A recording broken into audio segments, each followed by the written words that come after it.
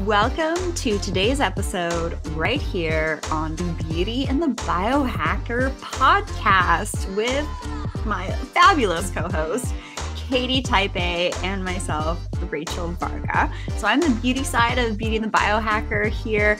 And if you're new here, welcome. I'm so grateful to have you joining us. I am a board certified aesthetic nurse specialist in the space of rejuvenation and anti-aging, with nearly 20,000 procedures under my belt. Actually, might be over 20K now, and 10 years in the industry.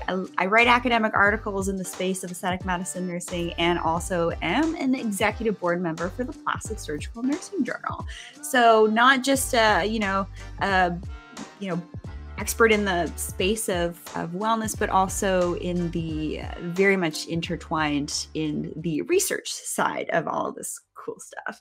And we have Katie here also. Yes. And Rachel, you really have the beauty and the brains, as they would say. But I am the biohacking side of Beauty and the Biohacker. I am constantly testing out new products, all things biohacking tech on my channel, Katie Type A. I have been really involved in this kind of world of self-experimentation for over 3 years now. I do consultations with people on how to improve your sleep. And I'm just so excited to be here. And we're talking about a very interesting topic today that, I think we both are kind of coming from two different worlds, and we're trying to meet in the middle somewhere. So I'm so excited to explore this idea of what's really missing in the biohacking space, because it can be very technical. I agree. Definitely. And before we get any further, be sure to hit that subscribe button on our YouTube channel, Beauty and the Biohacker, and also subscribe on the podcast. And don't forget to hit that bell notification so that you know when we go live and when we have new content out. And be sure to get on our newsletter at beautyandthebiohacker.com, where you will get the latest and greatest from us that we actually aren't sharing for anywhere else for free online. Some special discounts, guys. So you want to keep that locked and loaded and on the DL. Yeah.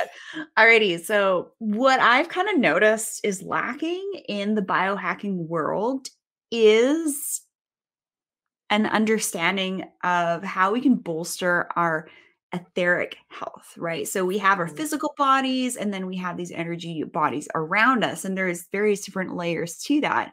And would you agree, Katie, that typically biohacking devices are tracking more of our physical body? Yeah, I mean, I think there's a slippery slope. It's like there are definitely devices that can kind of go down that realm. I mean, I just experimented with one that basically uses magnetic frequencies to sort of alter your brainwave states in a way. So it's like very niche and kind of fringe technology. But for the most part, I'd say, and this is kind of a funny, sort of oxymoron, so to speak, but it's like the mainstream biohacking, or if mainstream biohacking exists, are your Oura rings, your Whoop bands, your mattress covers, your smartwatches, like there's red light therapy. Exactly. So, I mean, the category of biohacking can encompass so much, but then I think it really comes down to like different segments of biohacking. So for me on my channel, I primarily I'm really reaching out to the masses. So I'm trying to, find and test things that I think have a wide appeal.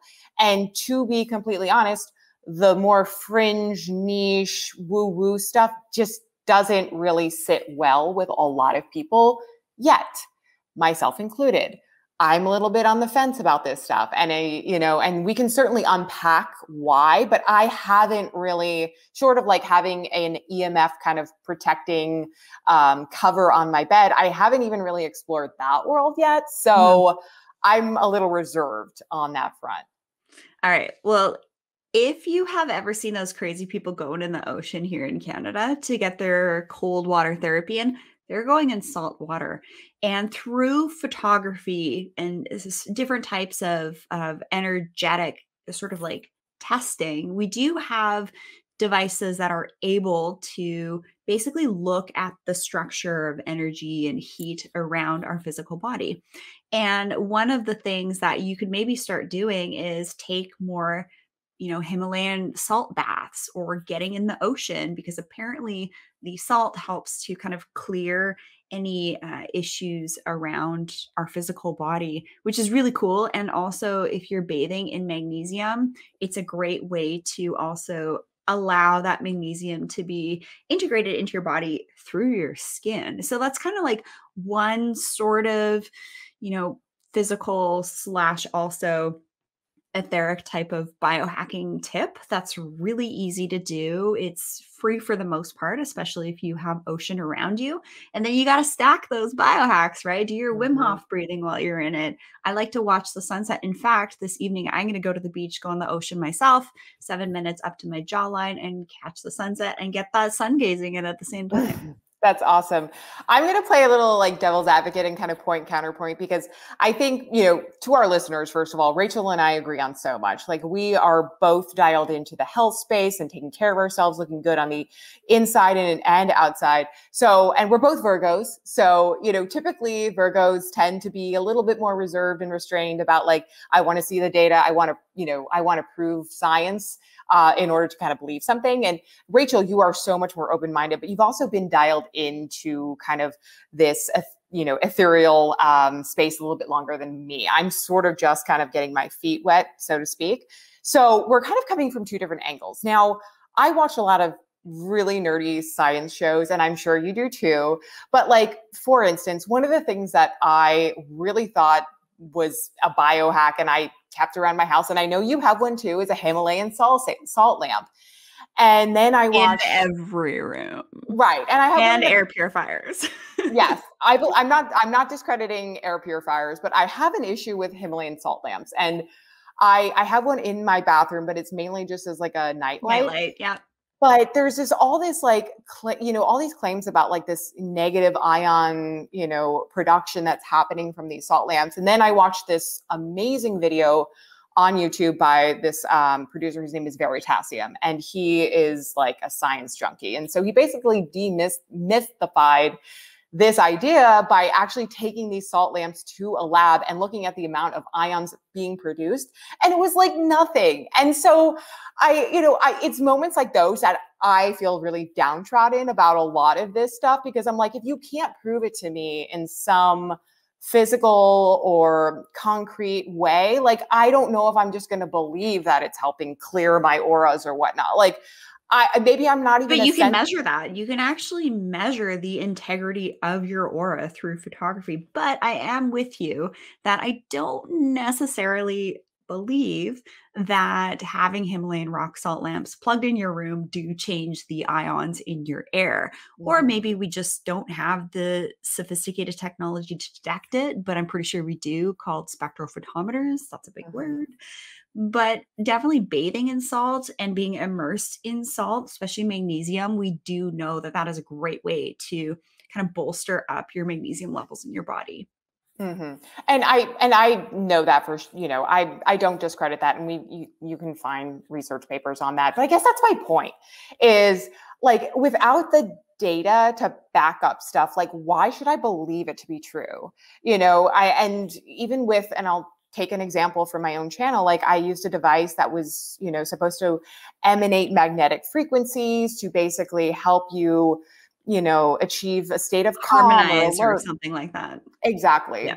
And this modulation of your brain frequencies. Well, I use it on myself. I tested my heart rate. I tested my brain waves. Like, nothing changed. And so I'm not saying that the device might not work for some people, but I'm also just like questioning the sensitivity that people have towards certain, aspects of, like magnetic frequencies, or, so like, how sensitive do you have to be in order for some of these things to actually impact you on a day-to-day basis? I'd actually seen someone post on their social media. And of course, when we see posts, you guys have to use your wise discernment. You never know if these posts are fabricated. But anyways, what this post said was, in like 2005, the CDC had made a statement that about 5 to 8% of the population were severely sensitive to electromagnetic frequencies. So, fast forward 15 years later, I wonder what those statistics might be now. I know for me, I'm highly sensitive to, with basically most of my senses, but in particular, I feel like EMFs is a big thing for me. So for me, I have to go by feel. And I will say that some of the experiences that I've had with neurofeedback, I actually know the founder of NeuroOptimal, which is a neurofeedback device. And we should surely actually have Sue on the show here. She's created an incredible device that, you know, at one instance, I didn't have time to take a day off to go into the woods, 3 hours into the road, into the backwoods in my Jeep and, get that grounding in. So I rang her up and I said, hey, can I do a session with you? And I've actually felt like I had a similar effect. I've also had similar effects with neurofeedback and other, I can't remember the device that I had a session with, but you basically wear glasses, there's flashing lights, you're listening to some audio. I had a similar experience through acupuncture, actually, which is to kind of like drop you in. And so I think that you don't always have to use technology to hack your state and make you more receptive to other things seen or unseen. There are, thousands of years old practices that are great at doing the same thing. Now, let me ask you, Rachel, what do you experience physically or even mentally when you're exposed to high levels of EMFs? I'd probably say agitation is probably the biggest thing. I feel like I kind of lose sense of being grounded, or even, maybe I don't feel like I have as much sovereignty over myself. So grounding is really key for me to just kind of release everything and empty and recharge so that I can show up and continue to do this work. And I do a lot of heavy, deep psychological work on myself. I have for the last 10 years. And that's why I love to add a little bit of like the body, mind, spirit energy side to health optimization. We only see 3D, right? That's how we've been created, is to navigate this world in that type of perspective with the 5 senses. So imagine what is unseen. And we know that there are things unseen. The Large Hadron Collider a couple of years ago was able to basically isolate the quote unquote God particle, which is the Higgs boson field. And what's really cool, and if you don't know what the LHC is, this is the largest thing humans have ever made. They smash particles together, they have sophisticated detectors, they see what happens. And through that piece of technology, again, the biggest thing humans have ever made, they were able to basically know and prove that there is a connective field that looks like a neural network between each particle. So basically, us here right now, we're actually connected through this field to something on the other side of the universe. That is fascinating. And I certainly need to do my research and brush up on this, because that was a lot of stuff. And I'm trying to unpack it. And of course, the first question I have is okay, so what is it connecting us to? And how will we know? Will we ever know? Do we have to know? These are the kind of questions that first pop in my head. But I think there was something interesting that happened to me the other day.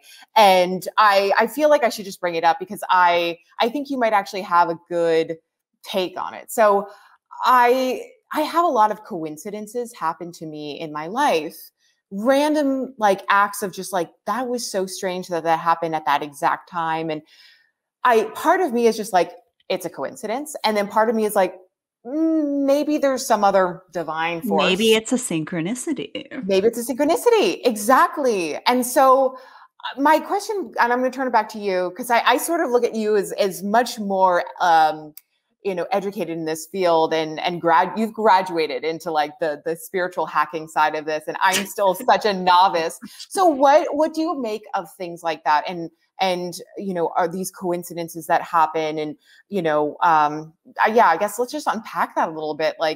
How much data do we actually need versus how much can we kind of let live in the ether and just believe in the unbelief? Did you know that like attracts like?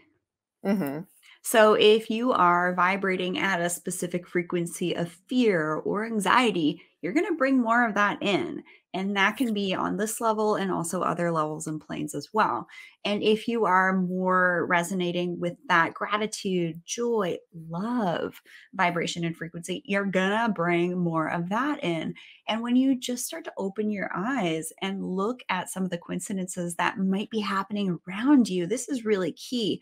When you are considering doing psychological or spiritual development, It is advised that you work with someone who can help you navigate this area of your life and offer protection and help do things that are in your highest good at the right time in just the right way. So that is definitely my biggest takeaway for everybody tuning in, is that I would advise to do some work with people who this is what they do. They're very knowledgeable, and I have to say a lot of the some of the biohacking tech out there, I have had people say that they had influences that are a little woo, and I think that's really cool. Like if you think of Nikola Tesla and Albert Einstein, like where did they get these downloads from?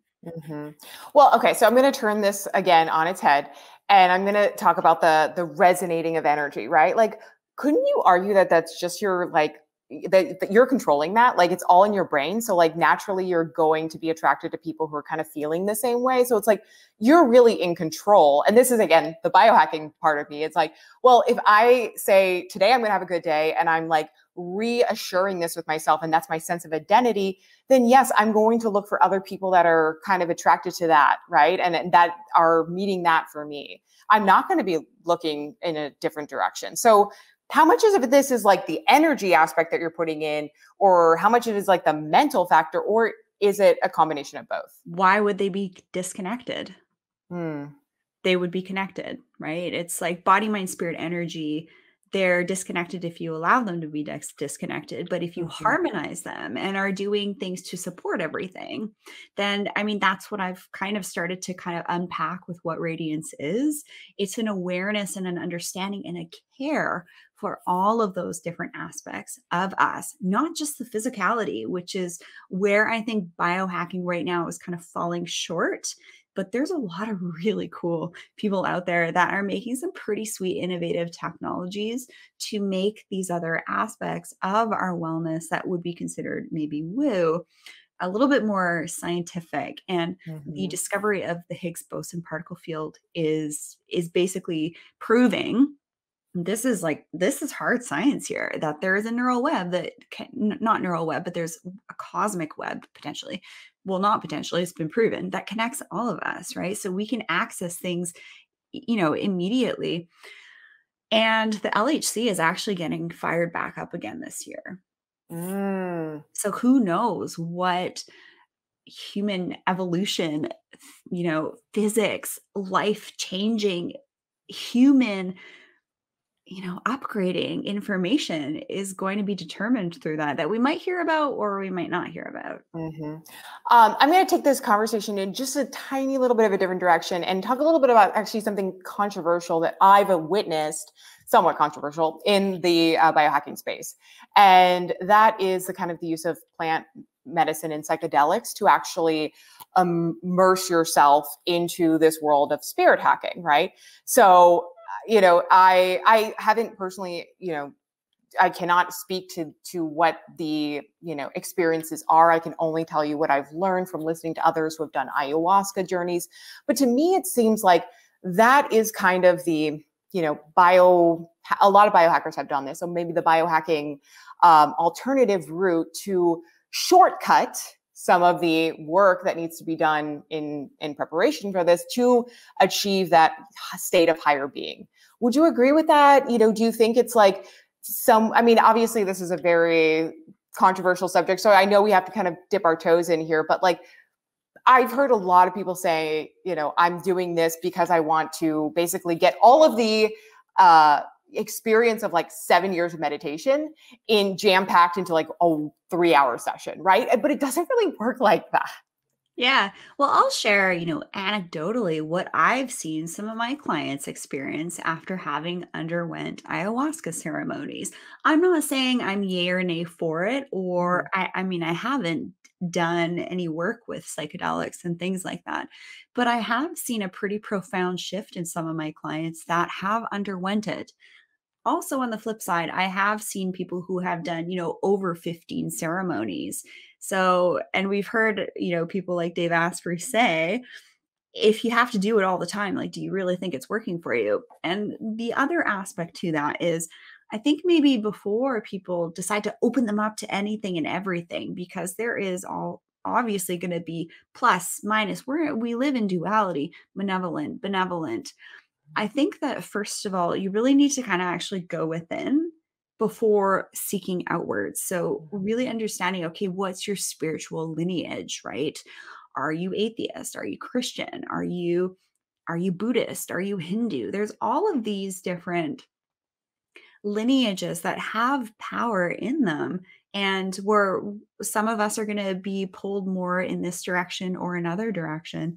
So there's a lot of power in understanding maybe what your biggest strength is, and that's Mhm. actually how I live. I know what lineage I belong to, and I know that that's where my strength is and comes from. So I personally don't feel right now that doing like a psychedelic plant journey medicine experience is in my path, but I can't obviously say that definitively. Mm. I think you raised a really good point about really understanding your spiritual lineage. And just like for context, like I was raised Catholic. I'm not practicing anymore, but like some of the stuff that I learned as a kid is like so ingrained in me. And yes, there was always like the spirit and that, there's a lot of talk about that, but we never really unpacked what that meant, and so there's a lot, there's obviously a lot that could be said about just, the New Testament and some of the things that happened that were somewhat, mystical in nature, and you sort of just believe it because that's what you've been told and how you were raised. And so it's funny because like I don't know why I am still so skeptical, even though that is kind of like that's been dogma in me since I was baptized, like that you believe in this. And yet part of me is like, but I don't know if, maybe I was just more impressionable back then and maybe my mindset has changed. So where would you say people should even start on this journey? How do you start to like really unpack kind of what's happened in your past, and then how you can really educate yourself on what spiritual lineage you belong to? Yeah, so spirituality and religion are two completely different things, right? Mm-hmm. Religion is something that can easily be distorted and have other people's realities and distortions and agendas placed on that. And we know that Mm-hmm. in the past there has been manipulation and control around that for various different reasons. So spirituality is something that's very different. Lineage is something that's different. It goes beyond the 3D distortions that we have. And I think that if you just ask, you will receive, right? So if you really truly go within and ask for guidance and pray for this and surrender to, whatever you call God and what that might be for you, just maybe start there. But if you're someone like my husband, he's like, I don't believe in spirituality or religion. Like his spirituality is exercising and working out and looking after his temple and leading his life in a way that's just right for him, that feels good for him.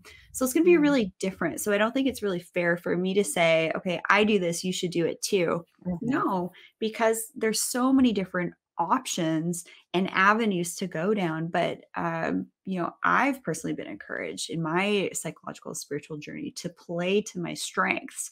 And I think that makes a lot of sense for me at this time. Yeah, and you raise obviously a very valid point. It's going to look so different from everyone, but like maybe you could just talk a little bit about how your own spirituality has really evolved. Like, were you always like this since you were a kid? Have you always kind of had a curious mind? Were you ever doubtful of some of your spirit energies? Like, I just would love for you to kind of walk me through what that looked like. It's been actually a really neat journey, kind of like unpacking. And so Yeah. it's like, why am I here? Right? Why did I come to this fantastic earth to be in this amazing body on this beautiful planet and get to connect with all of you tuning in on the show and you, Katie, here asking me these questions that, nobody's really ever asked me. I will share that my great grandmother was actually the second female ordained minister in Canada. And then beyond that, I had ancestors from the UK come over here that were involved in some things that I don't necessarily feel like was within my lineage. So I've kind of had an understanding of a couple of different aspects in my heritage and ancestry. And I was raised in a very loving home. And yes, we did go to church, and that felt really good for me. And as I've kind of gone on through my life and looked at kind of like the science of how we really are connected, and how, maybe potentially people can just view things that might be helpful for them and their own unique interpretations. So there's been a little bit more of like a oneness. And I really feel like if you have the mindset that we're all connected, it's like when we're good to us, we're good to others. And when we're good to others, we're good to us. I think having that understanding and maybe starting from there, and knowing that if you are having some really challenging times in your life, that, there's probably some pretty sweet things out there that are happy to help you out, and, really take off that load of, just being able to surrender and pray and meditate and all of that. There's a lot of really great support out there that I pull from. And I'm sure lots of other people feel the same way, but maybe some people don't. And there's nothing wrong with that. How much of your life would you say, like, weeks at a glance, do you devote to doing some of this kind of spiritual work and spiritual journey? Like, I know you disconnect completely on Sundays and go into the woods to really meditate and do grounding and hiking, but like, would you say this is a daily thing for you? Or, I mean, can you even quantify it? I'm sure that's really hard too. Definitely, I have my kind of like grounding, clearing practice that I do morning and evening. And then sometimes I'll do it throughout the day as well. And I'm always just kind of observing interactions and what people are saying to me and what I'm picking up from them, whether you call that ESP or who knows what. I think that over the last couple of months, there's definitely been some changes in our reality. If you look back on 2020, there were huge moments of division. And from my understanding with some of the people that I work with, is that there's actually like rifts in our reality right now, which is basically kind of instigating this disconnect in certain places of the world. And then in others, the grids, ley lines reality, it's still pretty stable. So in those types of countries, you're going to see more of like a cohesivity within the collective. And it's really interesting, some of the things I've been kind of hearing in the background over the last little while and following, and it kind of makes sense to me. So yeah, there's definitely a lot of seen and unseen things that happen. And if we can integrate a little bit, maybe more of that personal spiritual awareness and practice in the biohacking world and stack that with our physical biohacking modalities, isn't that kind of like the ideal dream? Oh, absolutely. Yeah. I mean, I think that's basically where the future is going, right? Like, eventually we are going to have, access to tools that will help us go drop into flow states, right? Help us be able to communicate with people so much more efficiently and more effectively, like using mind control. Like, I know this sounds crazy right now, but it's going to happen. We're going to have bathrooms that are basically going to give us a readout of of like every metric that we need to focus on, with a pre-programmed like dietary recommendation for the day. Like, that's what they do for astronauts, guys. Like, yeah, I mean, this is where we're headed. And I think we're kind of forward thinking, and like knowing that this is probably in the next decade or so, maybe less. I think, like, for me, and I am certainly not an expert on this field, but I know you know a little, actually a lot more than me on this. I think the inclusion of space is going to play, and what we discover on other planets, and our relationship to, not to mention the energetics of other planets based on the minerals, ores, magnetic fields, gravitational pulls. We are energetic beings. Every connection in our body and message in our body stems from ionic interactions. So if you're to take a human, maybe put them on Mars, we might behave differently. I mean, that actually would be a completely plausible postulation to suggest that if you take us and put us somewhere else, we're going to behave differently. I am so excited to see what's going to get unpacked when the LHC, the Large Hadron Collider, or the particle accelerator, as some of you might know, which is an intercontinental approach to science and innovation. And also, in case you missed this, SpaceX just actually launched recently the first spacecraft to be powered by krypton, which is a noble gas.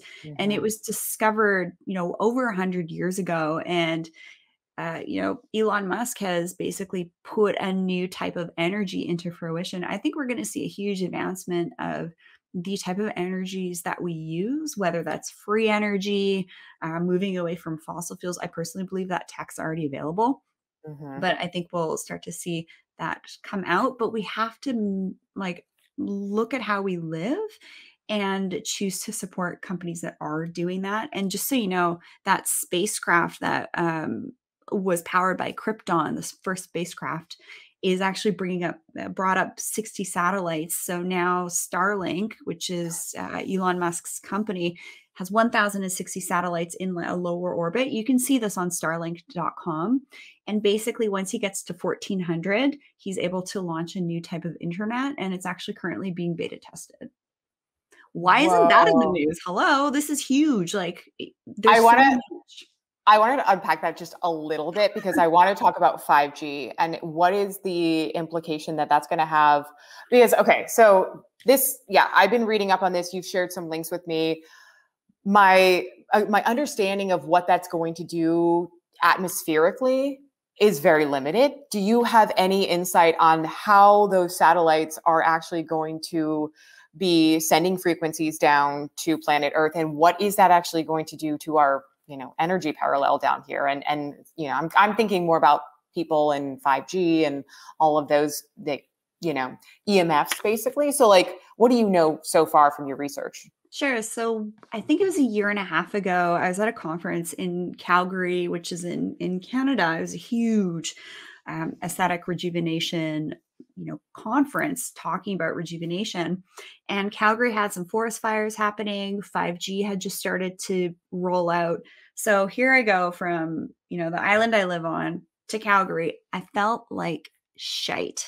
I was anxious. I felt totally out of sorts. In fact, I called up, actually, her name's Steph Lane. She's helped me with my messaging. And funnily enough, coincidental, who knows? She was actually in town. So we were able to connect and just kind of get grounded. I really feel like that was the first time I actually got off a plane and got immersed in 5G, and I felt awful.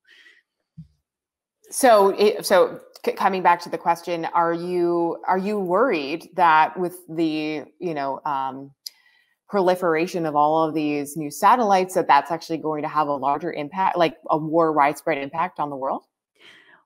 We don't know. I don't think that anyone could potentially give you a definitive message for that. So they are at lower orbit. And one of the benefits of Starlink is that, say, for example, I had a cabin up in Timbuktu, I could get internet because it's not hardline, it's through satellite.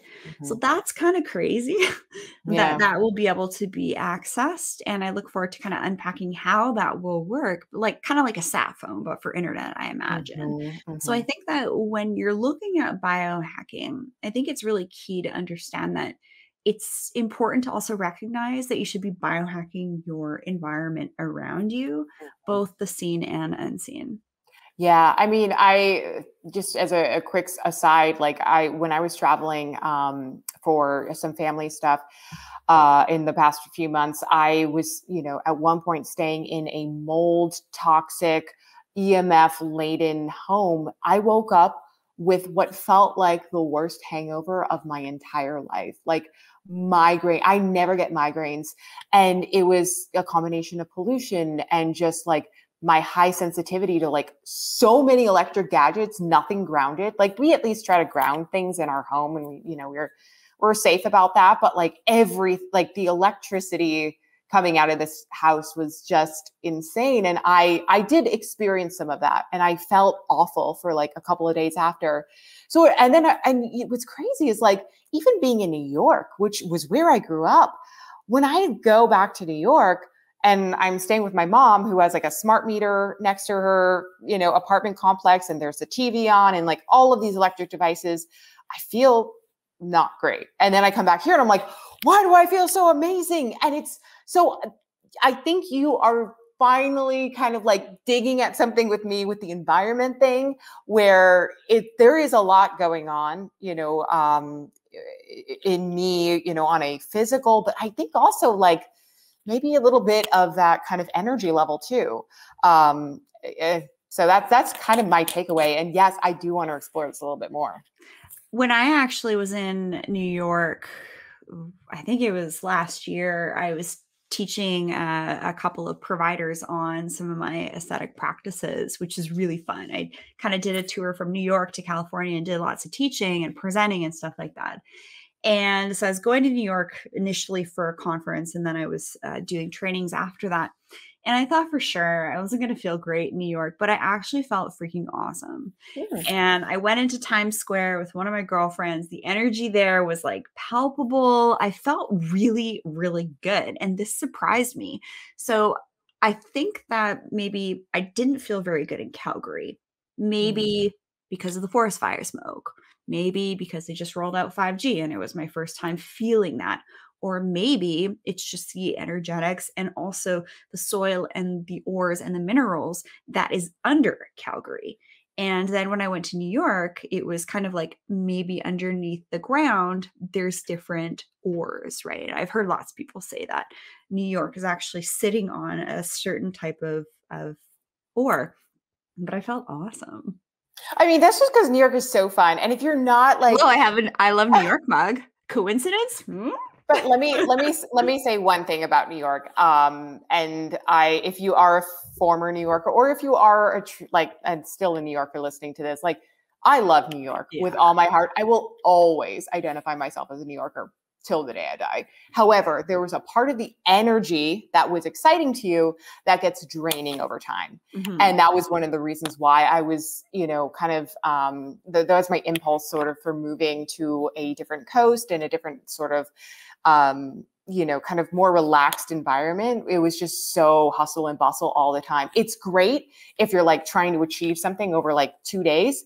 It's exhausting when you're just like trying to get through, your Monday, and you're just like, oh my God, there's so many people. And because think about it, like you talked about this, all the energies, you have a lot of happy and angry, and, you've got a bubble of just so much going on that it's actually hard to like unpack sometimes. And you're like, I just want to be like alone right now.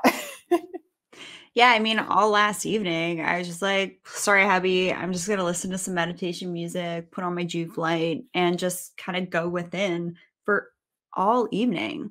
So I think that the long and short of this episode here, we're going to wrap things up here. What's missing in the biohacking world, I think, is an understanding and awareness of, how we can heal and bolster up things like our auras, which has been proven in photography. You can just Google this, right? CT scans also work on magnetic resonance, and MRIs, magnetic resonance imagery. So we have these pieces of technologies available. You just kind of have to seek it out. But I look forward to continuing to encourage each and every one of you to explore different areas. And then Katie, you bringing your information on device reviews and stuff like that is really cool. But also a final point that I'm going to make is when we pay attention to caring for our body, mind, spirit, energy, your body will be functioning at its peak performance, right? Everything's going to be balanced. Your skin's going to have less inflammation. You're going to have more of that glow and radiance to your skin.